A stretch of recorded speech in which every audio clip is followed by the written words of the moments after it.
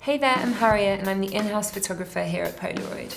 Today I'm going to be talking to you about our latest product, the Polaroid Now. The first thing we need to do when we take the camera out the box is fully charge it. You'll find a cable inside the box. Next, we'll turn the camera on by pressing the yellow button. As you can see, there's a 0 inside the window, meaning that we need to load the film. The design of the camera is slightly different and we've moved the film door latch to the side of the camera. To load the film, we're going to press the button and then insert the film pack. Once we've loaded the film, you can see there is an 8 inside the window. This means the camera is fully loaded and we're ready to shoot.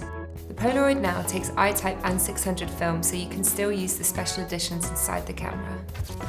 The Polaroid Now also has an accurate flash, meaning you'll get more balanced results in lower light. The flash button is next to the on-off button. To turn the flash off, we're going to press the button once. The camera will automatically turn the flash on for the next exposure.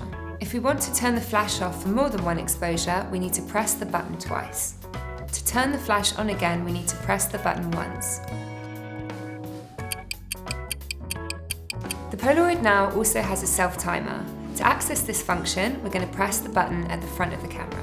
When the orange light is illuminated, we know that we're in self-timer mode. Then, when we press the shutter button, the camera will count down and take the photo. Is it doing it? To turn the mode off, we'll just press the self-timer button again.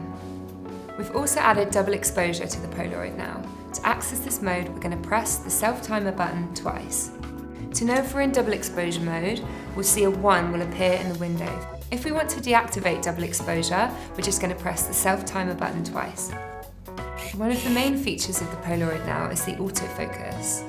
The camera will choose between a portrait and a standard lens so you can focus on getting the best shot. Thanks so much for watching this video. I hope you enjoy shooting with the Polaroid Now.